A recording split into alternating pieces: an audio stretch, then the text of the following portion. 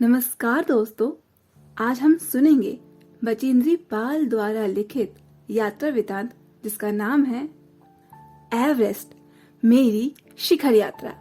तो आइए सुनते हैं इस यात्रा वृतांत को। एवरेस्ट अभियान दल 7 मार्च को दिल्ली से काठमांडू के लिए हवाई जहाज से चल दिया था। एक मजबूत अग्रिम दल बहुत पहले ही चल गया था, जिससे कि वह हमारे बेस कैंप पहुंचने से पहले दुर्गम हिमपात के रास्तों को साफ कर सके। नमचे बाजार शेरपालैंड का एक सर्वाधिक महत्वपूर्ण नगरीय क्षेत्र है। अधिकांश शेरपा इसी स्थान तथा यहीं के आसपास के गांव के होते हैं। यह नमचे बाजार ही था जहां से मैंने सर्वप्रथम एवरेस्ट को निहारा था, जो नेपालियों में सागर माथा के नाम से प्रसिद्ध है। मुझे यह नाम बहुत अच्छा लगता है। एवरेस्ट की तरफ गौर से देखते हुए मैंने एक भारी बर्फ का फूल देखा, जो पर्वत शिखर पर लहराता एक ध्वज सा लग रहा था। मुझे बताया गया कि यह दृश्य शिखर की ऊपरी सतह के आसपास 150 किलोमीटर अथवा इससे भी अधिक की गति से हवा चलने के कारण बनता था, क्योंकि तेज हवा से सूखा बर्फ पत्थर पर उड़ता रहता था। बर्फ का यह ध्वज 10 किलोमीटर या इससे भी लंबा हो सकता था। शिखर पर जाने वाले प्रत्येक व्यक्ति को दक्षिण पूर्वी पहाड़ी पर इन तूफानों को झेलना पड़ता था, विशेषकर खराब मौसम में। यह मुझे डराने के लिए काफी था। फिर भी मैं एवरेस्ट के प्रति विचित्र रूप से आकर्षित थी और इसकी कठिनतम चुनौतियों का सामना करना चाहती थी। जब हम 26 मार्च को पेरिस पहुंचे, हमें हिमस्खलन के कारण हुई एक शेरपा कुली की मृत्यु का दुखद समाचार मिला। खुम्बू हिमपात पर जाने वाले अभियान दल के रास्ते की बाईं तरफ सीधी पहाड़ी के धसकने से ल्होत्से की ओर से एक बहुत बड़ी बर्फ की चट्टान नीचे खिसक आई थी। 16 शेरपा कुलियों के दल में से एक की मृत्यु हो गई थी और 4 घायल भी हो गए थे। इस समाचार के कारण अभियान दल के सदस्यों के चेहरे पर छाए अवसाद को देखकर हमारे नेता कर्नल खुल्लर ने स्पष्ट किया कि एवरेस्ट जैसे महान अभियान में खतरों को और कभी कभी तो मृत्यु भी आदमी को सहज भाव से स्वीकार करनी चाहिए। उपनेता प्रेमचंद, जो अग्रिम दल का नेतृत्व कर रहे थे, 26 मार्च को पेरिस लौटे। उन्होंने हमारी पहली बड़ी बाधा खुम्बू हिमपात की स्थिति से हमें अवगत कराया। उन्होंने कहा कि उनके दल ने कैंप 1, जो हिमपात के ठीक ऊपर है, वहां तक का रास्ता साफ कर दिया है। उन्होंने यह भी बताया कि पुल बनाकर, रस्सियां बांधकर और झाड़ियों से रास्ता चिन्हित कर सभी बड़ी कठिनाइयों का जायजा ले लिया गया है। उन्होंने इस बात पर ध्यान दिलाया कि ग्लेशियर बर्फ की नदी है और बर्फ का गिरना अभी भी जारी है। हिमपात में अनियमित और अनिश्चित बदलाव के कारण अभी तक के किए गए सभी काम व्यर्थ हो सकते हैं और हमें रास्ता खोलने का काम दोबारा करना पड़ सकता था। बेस कैंप में पहुंचने से पहले हमें एक और मृत्यु की खबर मिली। जलवायु अनुकूल न होने के कारण एक रसोई सहायक की मृत्यु हो गई थी। निश्चित रूप से हम आशाजनक स्थिति में तो नहीं चल रहे थे। एवरेस्ट शिखर को तो मैंने पहले 2 बार देखा था, लेकिन एक दूरी से। बेस कैंप पहुंचने पर दूसरे दिन मैंने एवरेस्ट पर्वत तथा इसकी अन्य श्रेणियों को देखा। मैं बहुत चौंकी होकर खड़ी रह गई और एवरेस्ट, ल्होत्से और नुत्से की ऊंचाइयों से घिरी बर्फीली टेढ़ी मेढ़ी नदी को निहारती रही। हिमपात अपने आप में एक तरह से बर्फ के खंडों का अव्यवस्थित ढंग से गिरना ही था। हमें बताया गया था कि ग्लेशियर के बहने से अक्सर बर्फ में हलचल हो जाती है, जिससे बड़ी बड़ी बर्फ की चट्टानें तत्काल गिर जाया करती थी और अन्य कारणों से भी अचानक प्राय खतरनाक स्थिति धारण कर लेती थी। सीधे धरातल पर एक दरार पड़ने का विचार और इस दरार का गहरे चौड़े हिमविदर में बदल जाने का मात्र ख्याल ही बहुत डरावना था। इससे भी ज्यादा भयानक बात की जानकारी थी कि हमारे संपूर्ण प्रवास के दौरान हिमपात लगभग 1 दर्जन आरोहियों और कूलियों को प्रतिदिन छूता रहेगा। दूसरे दिन नए आने वाले अपने अधिकांश सामान को हम हिमपात के आधे रास्ते तक ले आए। डॉक्टर मीनू मेहता ने हमें एल्युमिनियम की सीढ़ियों से अस्थायी पुलों का बनाना, लट्टों और रस्सियों का उपयोग, बर्फ की आड़ी तिरछी दीवारों पर रस्सियों को बांधना और हमारे अग्रिम दल के अभियांत्रिक कार्यों के बारे में हमें विस्तृत जानकारी दी थी। तीसरा दिन हिमपात से कैंप 1 तक का सामान ढोकर चढ़ाई को अभ्यास करने के लिए निश्चित था। दीदा गोम्बू और मैं साथ ही चढ़ रहे थे। हमारे पास एक वॉकी टॉकी था जिससे हम अपने हर कदम की जानकारी बेस कैंप पर दे रहे थे। कर्नल खुल्लर उस समय खुश हुए जब हमने उन्हें अपने पहुंचने की सूचना दी, क्योंकि कैंप 1 पर पहुंचने वाली हम केवल 2 ही महिलाएं थी। अंगदरोजी लोबसांग और गगन बिरसा अंततः साउथ कोल पहुंच गए और 29 अप्रैल को 7,900 मीटर पर उन्होंने कैंप 4 लगाया था।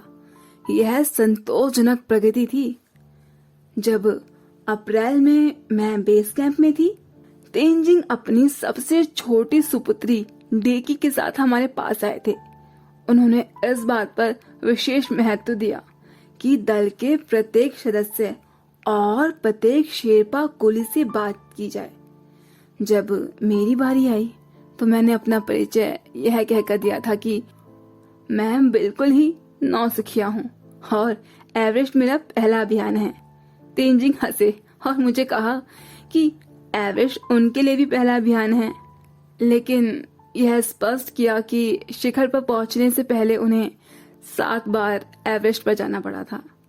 फिर अपना हाथ मेरे कंधे पर रखते हुए उन्होंने कहा, तुम एक पक्की पर्वतीय लड़की लगती हो, तुम्हें तो शिखर पर पहले ही प्रयास में पहुंच जाना चाहिए। 15 से 16 मई 1984 को बुद्ध पूर्णिमा के दिन मैं लहौसे की बर्फीली सीधी ढलान पर लगाए गए सुंदर रंगीन नायलॉन के बने तंबू के कैंप 3 में थी। कैंप में 10 और व्यक्ति थे। लोबसांग तेशरिंग मेरे तंबू में थे। एंडी शेरपा तथा और अन्य शरीर से मजबूत और ऊंचाइयों में रहने वाले शेरपा दूसरे तंबुओं में थे। मैं गहरी नींद में सोई हुई थी कि रात में 12:30 बजे के लगभग मेरे सिर के पिछले हिस्से में किसी एक सख्त चीज के टकराने से मेरी नींद अचानक खुल गई और साथ ही एक जोरदार धमाका भी हुआ। तभी मुझे महसूस हुआ कि एक ठंडी बहुत भारी कोई चीज मेरे शरीर पर से मुझे कुचलती हुई चल रही है। मुझे सांस लेने में बहुत कठिनाई हो रही थी। यह क्या हो गया था? एक लंबा बर्फ का पिंड हमारे कैंप के ठीक ऊपर लहौसे ग्लेशियर से टूटकर नीचे आ गिरा था और उसका विशाल हिमपुंज बन गया था। हिमखंडों, बर्फ के टुकड़ों तथा जमी हुई बर्फ के इस विशाल काय पुंज ने एक एक्सप्रेस रेलगाड़ी की तेज गति और भीषण गर्जना के साथ सीधी ढलान से नीचे आते हुए हमारे कैंप को तहस महस कर दिया। वास्तव में हर व्यक्ति को चोट लगी थी। यह एक आश्चर्य ही था कि किसी की मृत्यु नहीं हुई। लोब्सांग अपनी स्विस छुरी की मदद से हमारे तंबू का रास्ता साफ करने में सफल हो गए थे और तुरंत ही अत्यंत तेजी से मुझे बचाने की कोशिश में लग गए। थोड़ी सी भी देर का सीधा अर्थ था मृत्यु। बड़े बड़े हिमपिंडों को मुश्किल से हटाते हुए उन्होंने मेरे चारों तरफ के कड़े जमे बर्फ की खुदाई की और मुझे उस बर्फ की कब्र से निकाल बाहर खींच लाने में सफल हो गए। सुबह तक सारे सुरक्षा दल आ गए थे। 16 मई को प्रातः 8 बजे तक हम प्राय सभी कैंप 2 पर पहुंच गए थे। जिस शेरपा की टांग की हड्डी टूट गई थी उसे एक खुद की बनाए स्ट्रेचर पर लिटाकर नीचे लाए। हमारे नेता कर्नल खुल्लर के शब्दों में, यह इतनी ऊंचाई पर सुरक्षा कार्य एक जबरदस्त साहसिक कार्य था। सभी 9 पुरुष सदस्यों को चोटें अतः टूटी हड्डियां आदि के कारण बेस कैंप में भेजना पड़ा। तभी कर्नल खुल्लर मेरी तरफ मुड़कर कहने लगे, क्या तुम भयभीत थी? मैंने कहा, जी हाँ। क्या तुम वापस जाना चाहती हो?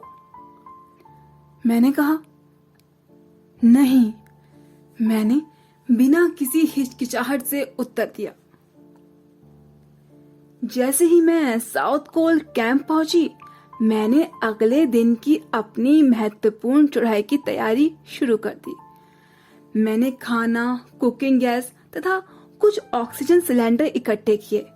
जब दोपहर 1:30 बजे बिसा आया, उसने मुझे चाय के लिए पानी गर्म करते देखा। कि जय और मीनू अभी बहुत पीछे थे। मैं चिंतित थी क्योंकि मुझे अगले दिन उनके साथ ही चढ़ाई करनी थी।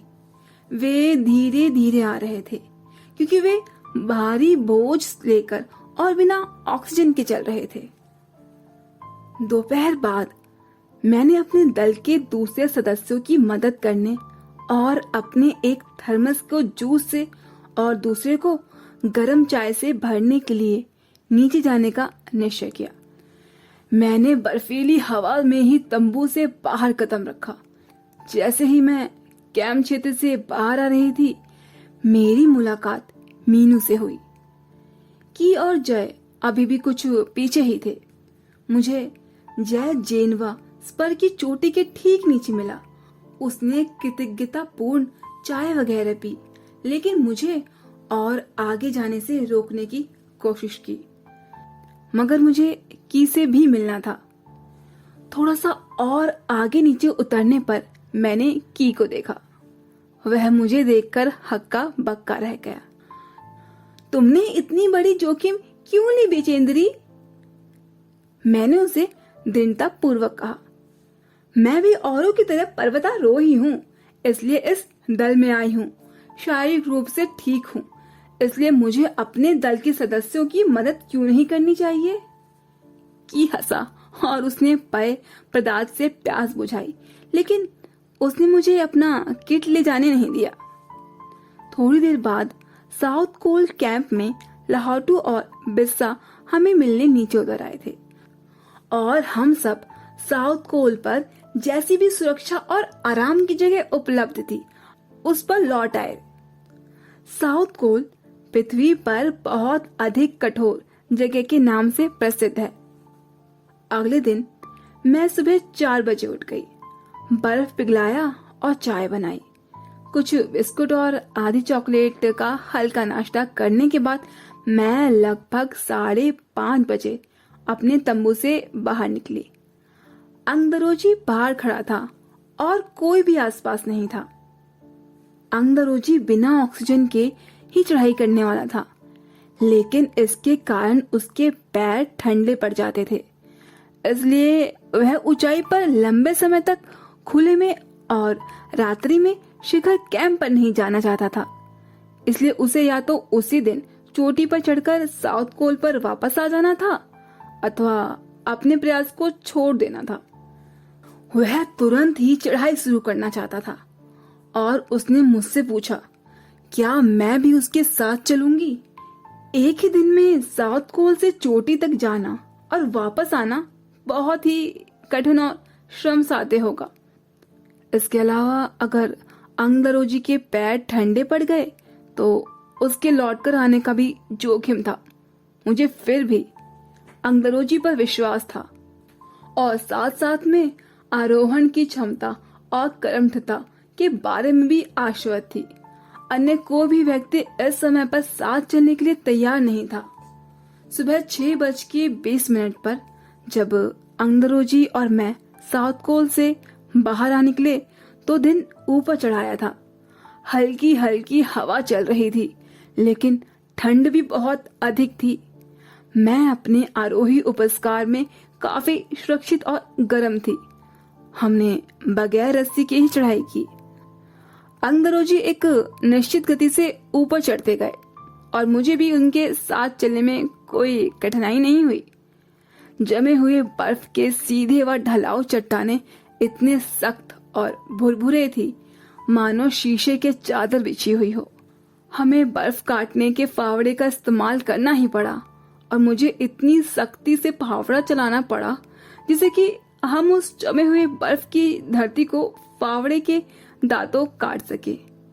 मैंने उन खतरनाक स्थलों पर हर कदम अच्छी तरह सोच समझ कर रखा। 2 घंटे से कम समय में ही हम शिखर कैंप पर पहुंच गए। अंगदरोजी ने पीछे मुड़कर देखा और मुझसे कहा कि क्या मैं थक गई हूं? मैंने जवाब दिया, नहीं, जिसे सुनकर वे बहुत अधिक आश्चर्यचकित और आनंदित हुए। उन्होंने कहा, पहले वाले दल ने शिखर कैंप पर पहुंचने में 4 घंटे लगाए थे और यदि हम इसी गति से चलते रहे तो हम शिखर पर दोपहर 1 बजे पहुंच जाएंगे। लहाटू हमारे पीछे पीछे आ रहा था और जब हम दक्षिणी शिखर के नीचे आराम कर रहे थे वह हमारे पास पहुंच गया। थोड़ी थोड़ी चाय पीने के बाद हमने फिर चढ़ाई शुरू की। लहाटू एक नायलॉन की रस्सी लाया था, इसलिए अंगदरोजी और मैं रस्सी के सहारे चढ़े, जबकि लहाटू एक हाथ से रस्सी पकड़े हुए बीच में चला। उसने रस्सी अपनी सुरक्षा की बजाय हमारे संतुलन के लिए पकड़ी हुई थी। लहाटू ने ध्यान दिया कि मैं उन ऊंचाइयों के लिए सामान्यतः आवश्यक 4 लीटर ऑक्सीजन की अपेक्षा लगभग 2.5 लीटर ऑक्सीजन प्रति मिनट की दर से लेकर चढ़ रही हूँ। मेरे रेगुलेटर पे जैसे ही उसने ऑक्सीजन को आपूर्ति बढ़ाई, मुझे महसूस हुआ कि सपाट और कठिन चढ़ाई भी अब आसान लग रही थी। दक्षिणी शिखर के ऊपर हवा की गति बढ़ गई थी। उस ऊंचाई पर तेज हवा के झोंके भुरभुरे बर्फ के कणों को चारों तरफ से उड़ा रहे थे, जिससे दृश्यता शून्य तक आ गई थी। अनेक बार देखा कि केवल थोड़ी दूर के बाद कोई ऊंची चढ़ाई नहीं है, ढलान एकदम सीधा और नीचे चला गया है। मेरी सांस मानो रुक गई थी। मुझे विचार कौंधा कि सफलता बहुत नजदीक है। 23 मई 1984 के दिन दोपहर के 1:07 पर मैं एवरेस्ट की चोटी पर खड़ी थी। एवरेस्ट की चोटी पर पहुंचने वाली मैं प्रथम महिला थी। एवरेस्ट शंकु की चोटी पर इतनी जगह भी नहीं थी कि 2 व्यक्ति साथ साथ खड़े हो सके। चारों तरफ हजारों मीटर लंबी सीधी ढलान को देखते हुए हमारे सामने प्रश्न सुरक्षा का था। हमने पहले बर्फ के फावड़े से बर्फ की खुदाई कर अपने आप को सुरक्षित रूप से स्थिर किया। इसके बाद मैं अपने घुटनों के बल बैठी। बर्फ पर अपने माथे को लगाकर मैंने सागर माथा के ताज पर चुंबन किया। बिना उठे ही मैंने अपने थैले से दुर्गा माँ का चित्र और हनुमान चालीसा निकाला। मैंने इनको अपने साथ लाए लाल कपड़े में लपेटा, छोटी सी पूजा अर्चना की और इनको बर्फ में दबा दिया। अनंत के इस क्षण में मुझे अपनी माता पिता ध्यान आए। जैसे ही मैं उठी, मैंने अपने हाथ जोड़े और मैं रज्जू नेता अंगदरोजी के प्रति आदर भाव से झुकी। अंग्रेजी जिन्होंने मुझे प्रोत्साहित किया और मुझे लक्ष्य तक पहुंचाया, मैंने उन्हें बिना ऑक्सीजन के एवरेस्ट की दूसरी चढ़ाई चढ़ने पर बधाई भी दी। उन्होंने मुझे गले से लगाया और मेरे कानों में फुसफुसाया, दीदी तुमने अच्छी चढ़ाई की, मैं बहुत प्रसन्न हूँ। कुछ देर बाद सोनम पुलजर पहुंचे और उन्होंने फोटो लेना शुरू किया। इस समय तक लहाटू ने हमारे नेता को एवरेस्ट पर हम चारों के होने की सूचना दे दी थी। तब मेरे हाथ में वॉकी टॉकी दिया गया। कर्नल खुल्लर हमारी सफलता से बहुत प्रसन्न थे। मुझे बधाई देते हुए उन्होंने कहा, मैं तुम्हारी इस अनूठी उपलब्धि के लिए तुम्हारे माता पिता को बधाई देना चाहूंगा। वे बोले कि देश को तुम पर गर्व है और तुम ऐसे संसार में वापस जाओगी जो तुम्हारे अपने पीछे छोड़े हुए संसार से एकदम भिन्न है।